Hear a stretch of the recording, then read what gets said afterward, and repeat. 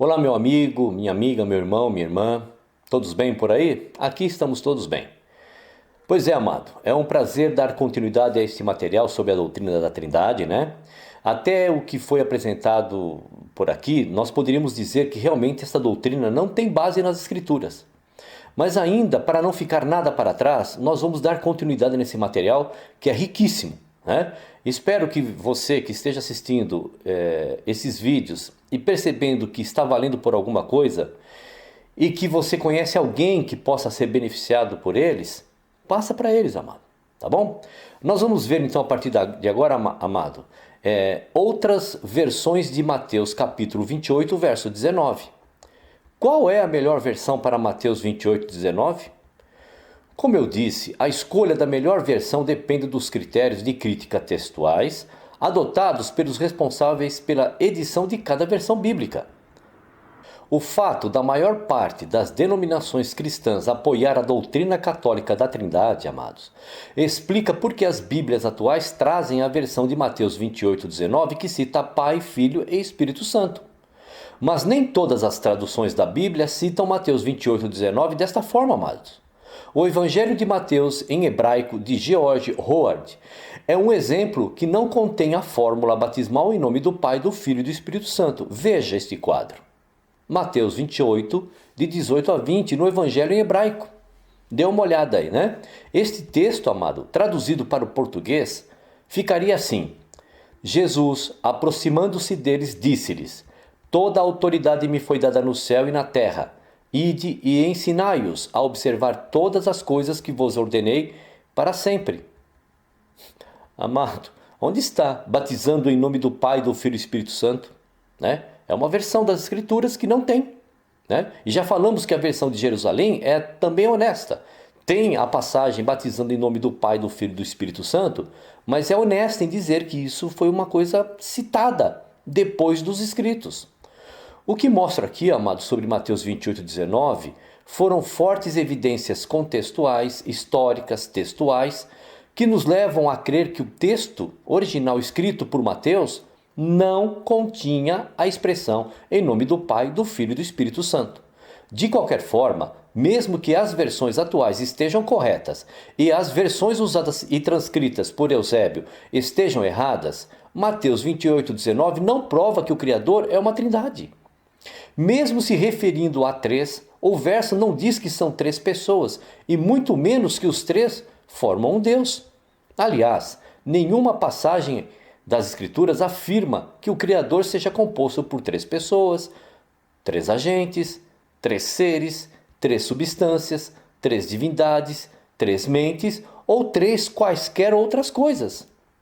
Versos, amados, que nós vamos ver na Bíblia, versos com Deus, Jesus e o Espírito.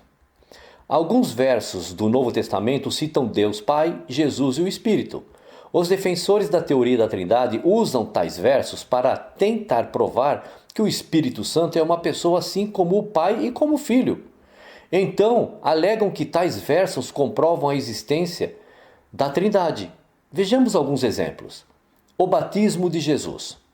Mateus capítulo 3, versos 16 e 17 diz assim: Batizado Jesus, saiu logo da água, e eis que se lhe abriram os céus, e viu o Espírito de Deus descendo como pomba, vindo sobre ele. E eis uma voz dos céus que dizia: Este é o meu Filho amado, em quem me comprazo.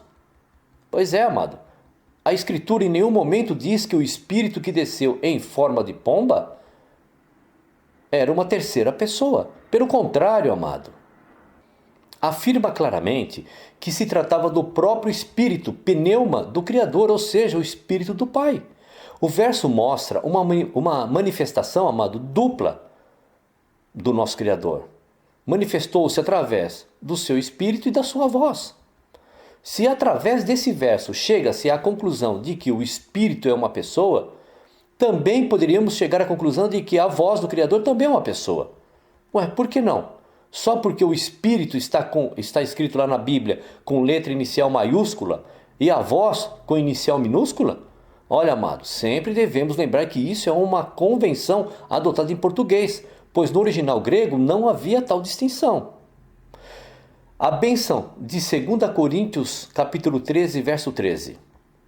Amados, em algumas versões da Bíblia está no verso 14, tá bom?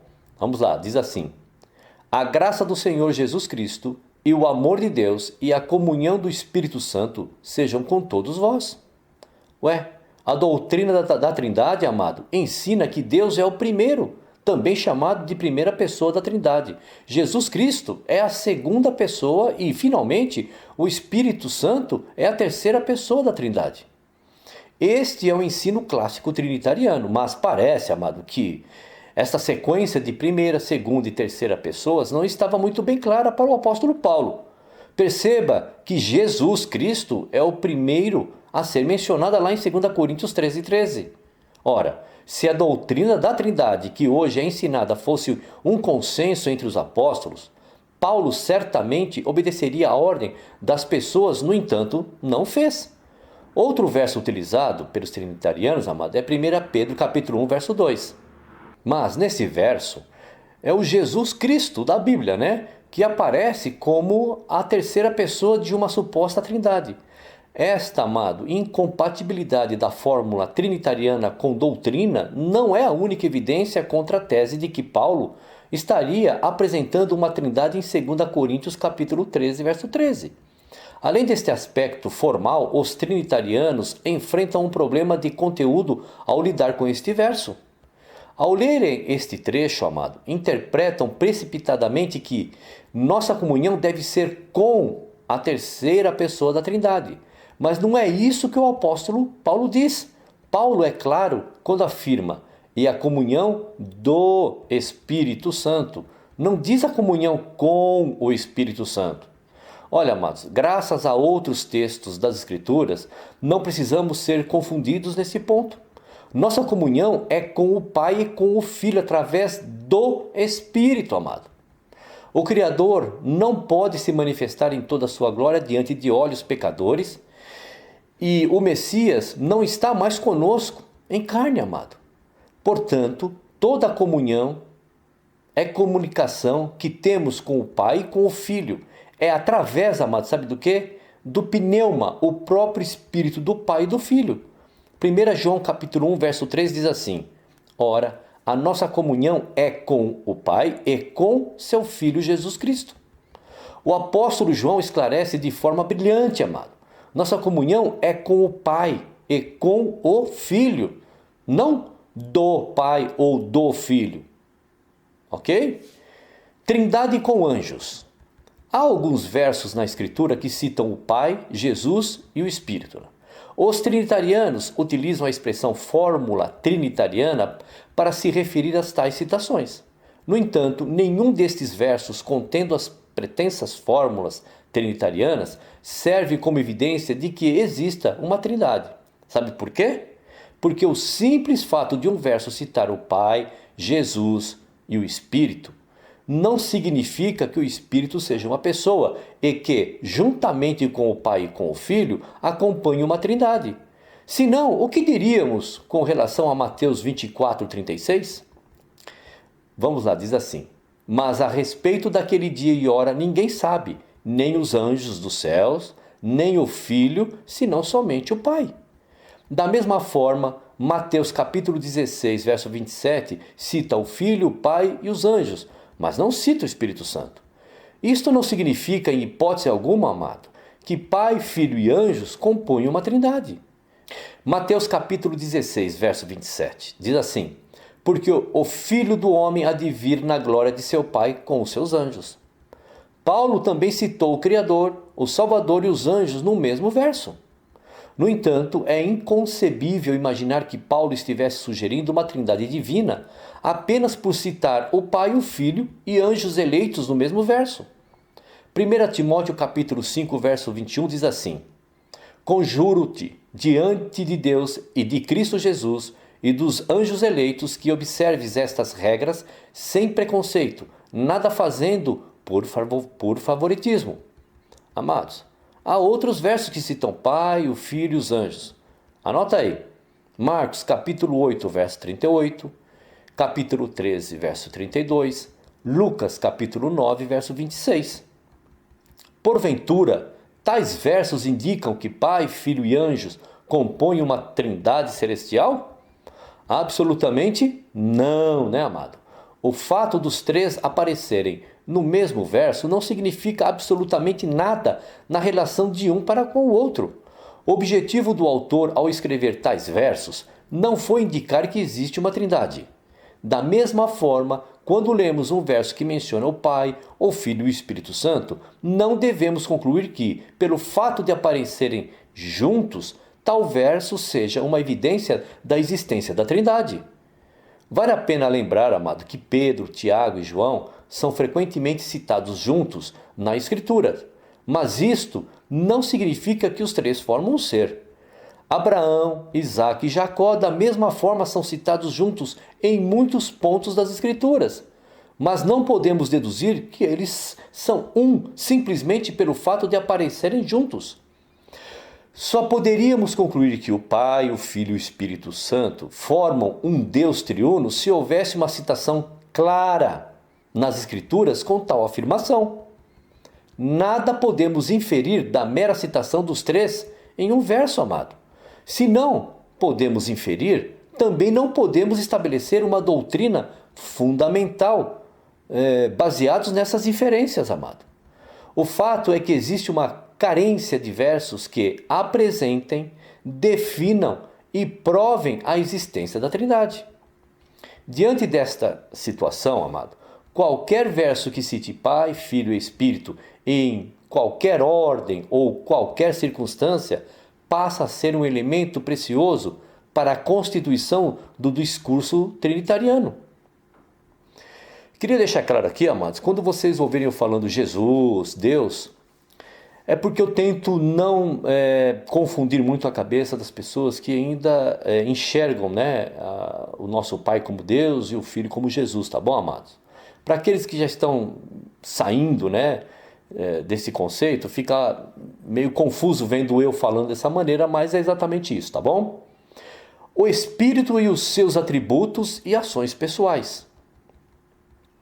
Provar a existência da Trindade não é uma tarefa fácil, amado. A sustentação desta doutrina depende de uma série de hipóteses que os trinitarianos tentam provar. Se uma dessas hipóteses não for verdadeira, toda a doutrina está comprometida.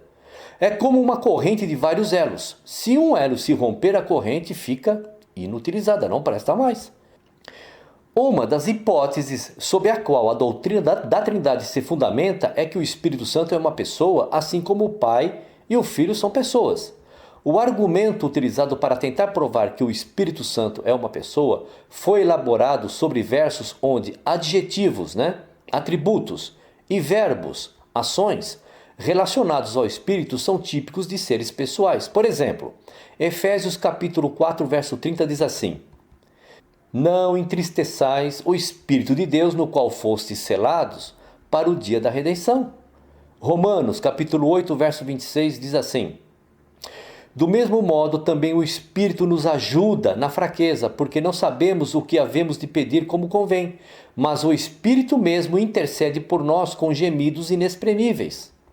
Mateus capítulo 10, verso 20 diz assim: Porque não sois vós que falais, mas o Espírito de vosso Pai é que fala em vós. Amados, apenas uma pessoa pode se entristecer, alegam os trinitarianos. Só uma pessoa pode ajudar a interceder e falar, afirmam os trinitarianos.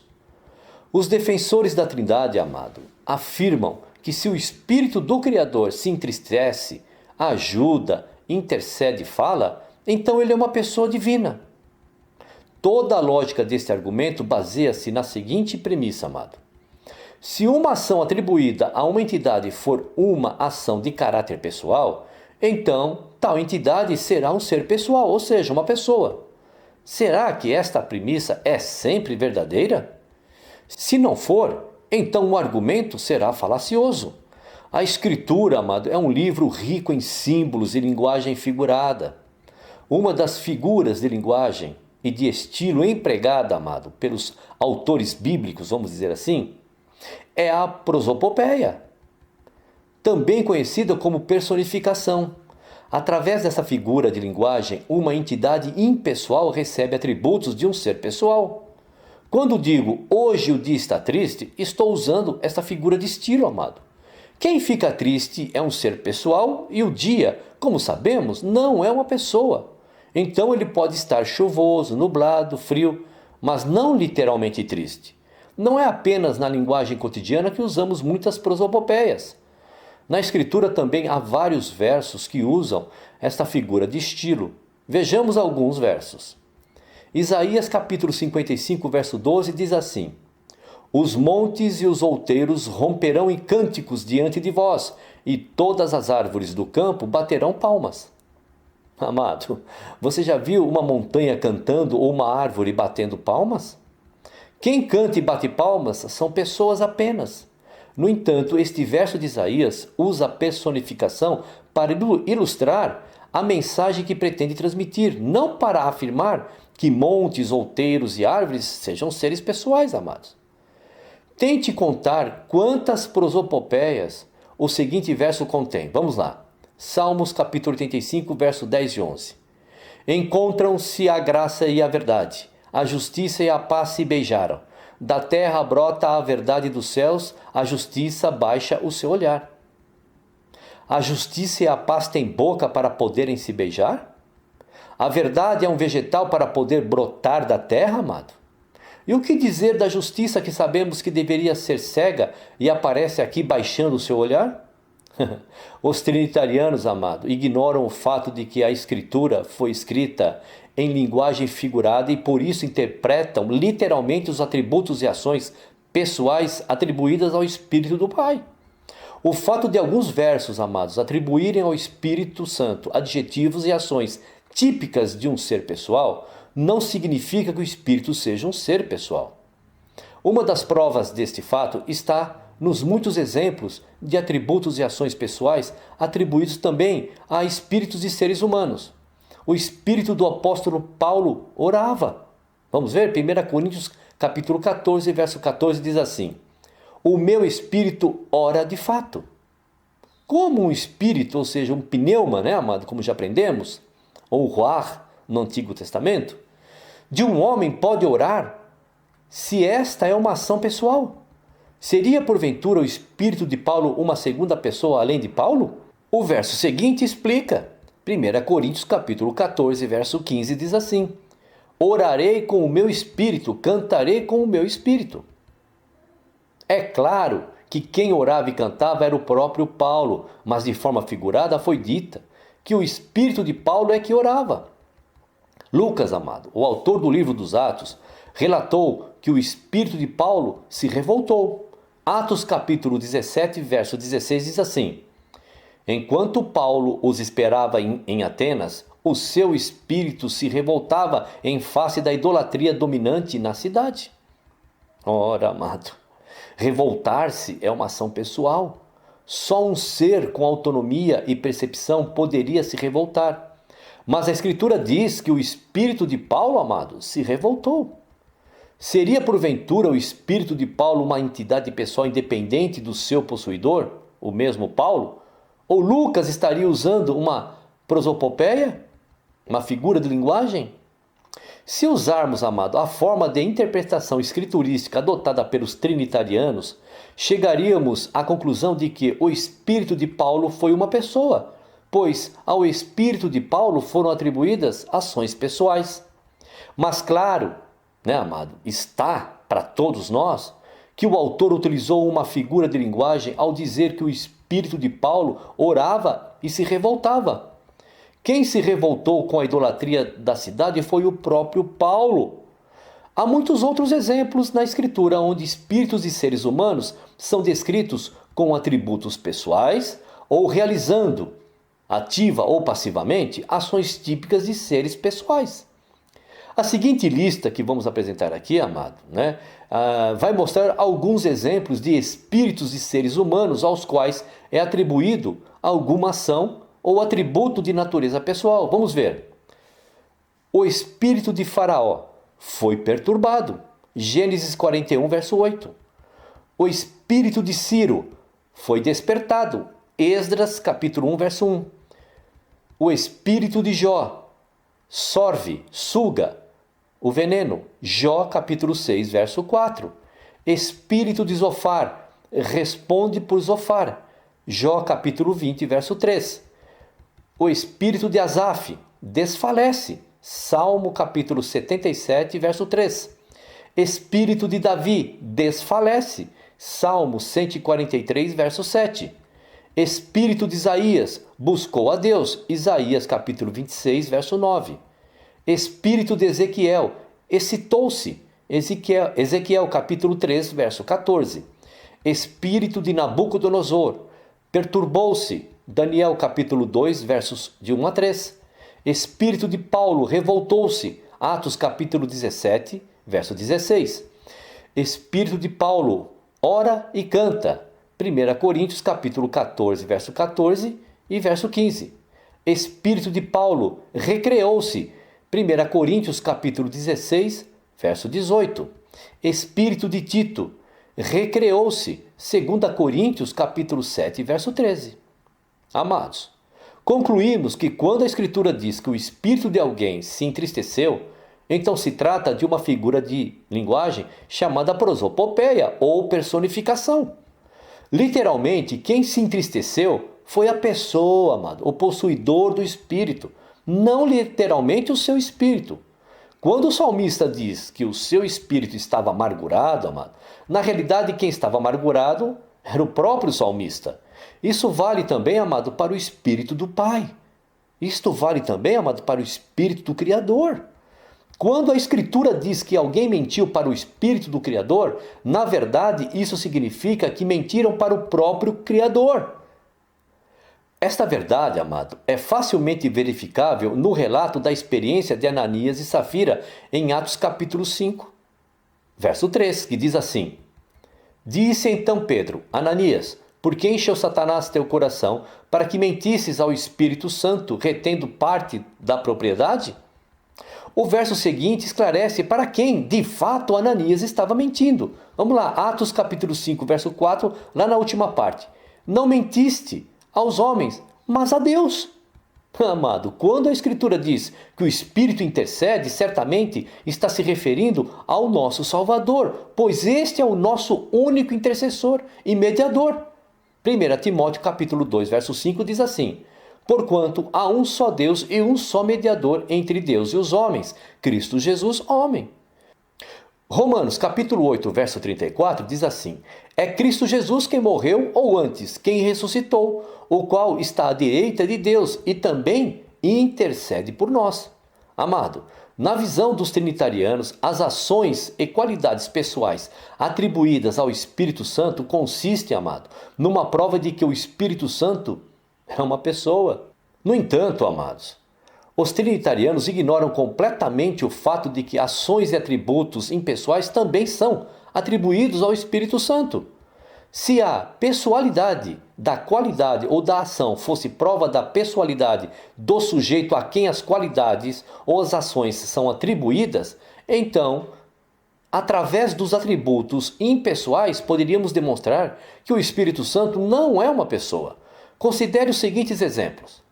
Em vários momentos o Criador prometeu derramar o seu Espírito. Isaías 44, verso 3. Diz assim: Derramarei o meu Espírito sobre a tua raça. Ezequiel capítulo 39, verso 29 diz assim: Porque derramarei o meu Espírito sobre a casa de Israel. Joel capítulo 2, verso 28 e 29 diz assim: Derramarei o meu Espírito sobre toda a carne, também sobre os servos e sobre as servas naqueles dias derramarei o meu Espírito. Amados, uma pessoa pode ser derramada sobre a outra? Logicamente não, né, amado? Em Atos capítulo 10, verso 38, Lucas afirma que o Pai ungiu o Filho com o Espírito Santo. É possível ungir uma pessoa com outra pessoa? Literalmente podemos ungir alguém apenas com óleo, azeite, perfumes, ungüentos, mas não com uma outra pessoa. Numa outra situação, o Espírito Santo aparece sendo soprado pelo Salvador. João capítulo 20, verso 22 diz assim: Dizendo isto, soprou sobre eles e disse: Recebei o Espírito Santo. Uma pessoa pode ser soprada, amado, sobre outra? É claro que não. Os trinitarianos são bem rápidos para associar ações pessoais ao Espírito Santo, mas ignoram totalmente as ações e atributos impessoais. Por que ignoram? Porque tais atributos, amados, não contribuem para demonstrar a tese proposta por eles. Sei, amado, que há muitos trinitarianos honestos e sinceros. Eles nos devem uma explicação bem clara sobre os motivos que os levam a continuar usando este frágil argumento para tentar provar a pessoalidade do Espírito Santo. Ficou demonstrado aqui que um argumento que ignora a linguagem figurada da Escritura é tão sofrível que o mesmo poderia ser usado para demonstrar que o Espírito Santo é um ser impessoal. Concluímos, amado, então, que este argumento não é válido para comprovar a pessoalidade ou impessoalidade de quem quer que seja, pois fica evidente que os autores das Escrituras utilizam linguagem figuradas. Pois bem, amados, vamos parar por aqui. Foi muito bom então que nós chegamos até aqui. Nós estamos percebendo aí que através da própria Escritura e através do conceito que nós estamos vendo, né? Essa ideia da Trindade não tem base, não tem como se segurar, né, amados? No próximo vídeo nós vamos ver sobre os adjetivos tríplices, né? Que também vai servir como informação para você que quando alguém vier com a história da Deus Pai, Deus Filho, Deus Espírito Santo, ou seja, a história da Trindade, você já tem argumento suficiente, conhecimento suficiente e informação suficiente para dizer que, infelizmente, não existe. Tá bom, amado? Então, olha só, lembrando então que tudo isso não é contra pessoas, contra denominações, contra líder, contra nada. Isso é em favor da ideia, do pensamento, né? Isso é a favor do raciocínio. Tá bom, amados? Muito obrigado por ter chegado aqui. Dá um pulo lá no nosso canal, dá um joinha, se inscreva, compartilhe. Tá bom, amado? Obrigado. Até lá.